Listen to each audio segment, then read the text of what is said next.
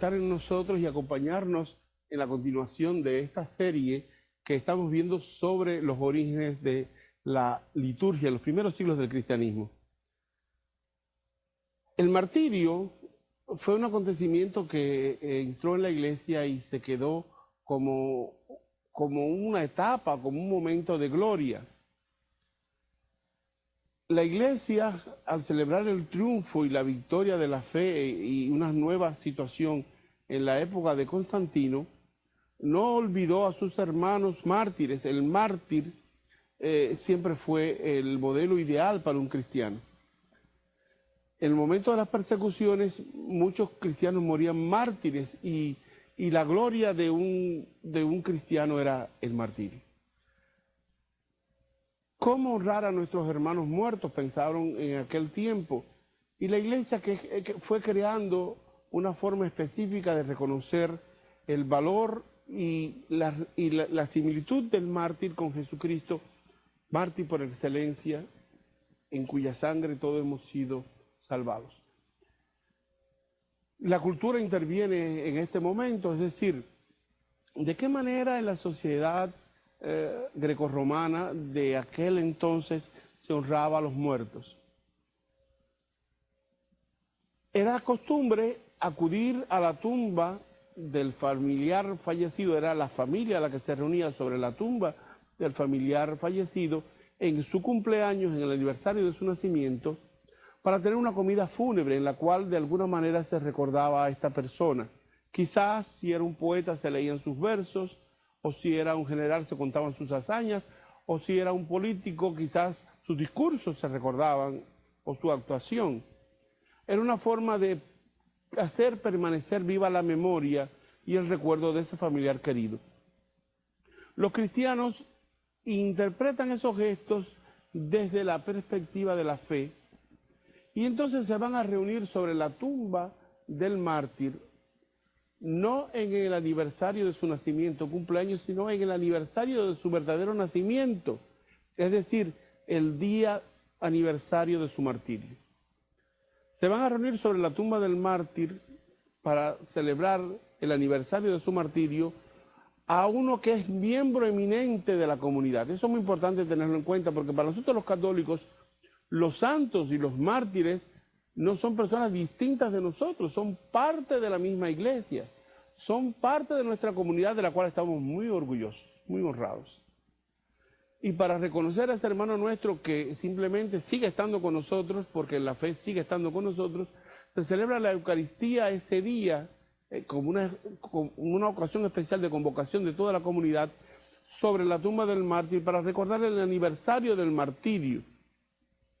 Lo cual trajo como consecuencia algo que fue naturalmente desarrollándose, y es que se desplazó la Eucaristía, que solamente se celebraba en domingo, al día del aniversario del martirio de tal hermano de la comunidad.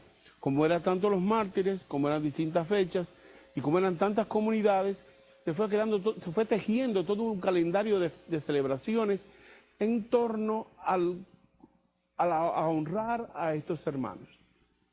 Siglos después, cuando comenzaron a trasladarse las reliquias de los mártires de los cementerios donde estaban depositados hacia el templo, muchas veces levantado en su honor, o para tener el honor de tener la reliquia del mártir, esas reliquias se colocaron sobre o detrás del altar, lo que trajo como consecuencia de que el que preside la liturgia, el presidente, el obispo, ya no quiso o no le pareció pobre el celebrar la liturgia de espaldas al mártir, y se colocó entonces del otro lado de espaldas a la asamblea. Fíjense cómo la consecuencia del martirio trajo dos realidades que son derivadas de la apreciación y de la profundización de la iglesia sobre el martirio y sobre el mártir. Una fue el que comenzó a celebrarse entre semanas, a celebrar la Eucaristía otro día distinto del domingo, a causa del honor y la memoria del mártir. Y por otra parte, se comenzó a celebrar la liturgia de espaldas a la asamblea, pero de cara a los cuerpos gloriosos de los mártires que permanecían expuestos en unos relicarios, en unas cajas, sobre o encima o detrás de la mesa del altar, por la asociación del sacrificio de la misa al sacrificio del mártir. Hoy en día la liturgia volvió a retomar su posición original y celebramos de cara al pueblo, porque esa realidad ya pasó en la iglesia. Cuando el mártir se convirtió en un punto importantísimo de veneración, sus reliquias permanecieron en la iglesia. Después, con el tiempo, la parte de atrás del altar, al no usarse, porque originalmente habían estado allí las reliquias de los mártires, terminó siendo pegada al fondo de la iglesia y sobre ella se levantaron los retablos para contener primero los cuadros, el iconostasio y posteriormente las imágenes tanto del Señor como de los santos, que son la catequesis viviente para la comunidad y la ambientación, que en un momento determinado de la historia ocupó un lugar muy importante en la ornamentación de las iglesias. De la época de los mártires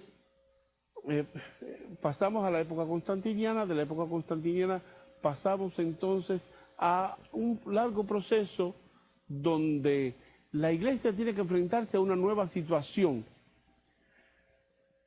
En el siglo VI, las invasiones de los bárbaros, lo que se llaman las migraciones de los pueblos,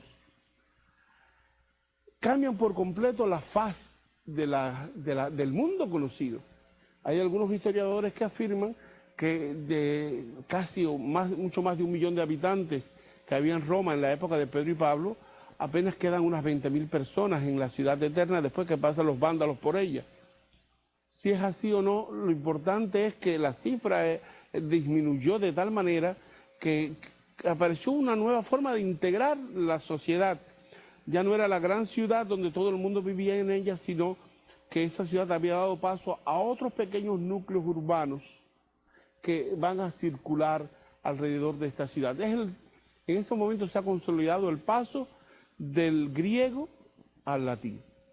Las comunidades que hasta el siglo IV hablaban griego, a partir de esa época, en el siglo V en adelante, comienza cuarto, quinto y sexto un proceso de suplantación del griego por el latín, y entonces aparece el nombre de misa. La palabra misa es un término muy descriptivo de lo que sucedía en la celebración litúrgica. Recordemos nosotros que en aquella estructura litúrgica de la época había una separación muy marcada entre la liturgia de la palabra y la de la Eucaristía, en este sentido, en que todo el mundo podía participar de la palabra, pero no todo el mundo podía participar de la Eucaristía. En este sentido, es decir, quiero decir que solo podían participar de la Eucaristía originalmente aquellas personas que podían comulgar. Todo aquel que no podía comulgar no podía participar de la Eucaristía. Y entonces la misa, ¿cómo se va configurando? Comienza la liturgia de la palabra y una vez que ha terminado la homilía del obispo, todos los distintos grupos que han participado en ella tienen su lugar dentro de la liturgia. Uno de ellos son los penitentes. Después vamos a ver en el año litúrgico qué función tenían. Aquellas personas que habían cometido un pecado público grave y que tenían que pasar por un proceso de reconciliación con la iglesia. Otro grupo eran los catecúmenos, aquellos que estaban preparándose para ser bautizados. Y entre ellos otro grupo eran los elegidos. Hay otro grupo que son los paganos, las personas que todavía no están decididas a aceptar el mensaje de Cristo, pero que les gusta ir a escuchar las palabras del obispo. Y otro grupo son aquellas personas enfermas que de alguna forma su comportamiento es extraño y que se han llamado energúmenos en aquel entonces. Es decir, esos distintos grupos van a tener, después de la liturgia de la palabra, una oración del obispo, una despedida y que los acompaña. En esa despedida se incluye la palabra misa, misum es envío. Así que se despedía a los paganos, se despedía a los pecadores públicos, se despedía a los catecúmenos, a los elegidos, a los energúmenos, y solamente quedaba en la iglesia los fieles. Por eso, que eran despedidos al final de la misa, como somos todos despedidos, pueden ir en paz, la misa ha terminado.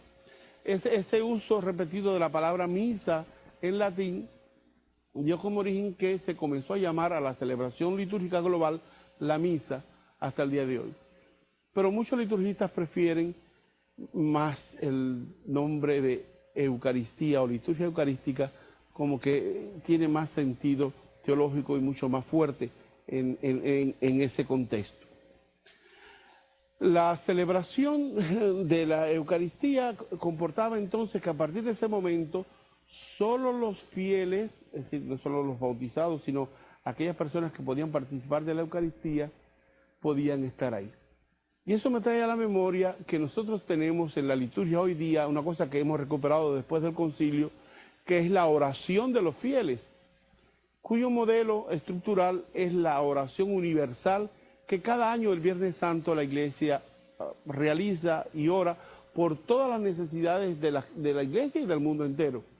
Esa oración de los fieles significa, el nombre de oración de los fieles, la oración que se hacía cuando solo quedaban en la Iglesia los fieles, es decir, aquellos que podían comulgar. Esa oración siempre es universal, por eso es muy importante tener en cuenta, la Iglesia siempre ora por todo el mundo, no es por mis necesidades, no es por mi abuela, por mi tía, sino por todo el mundo. En este proceso de crecimiento de la fe, la Iglesia se lanza siempre hacia adelante.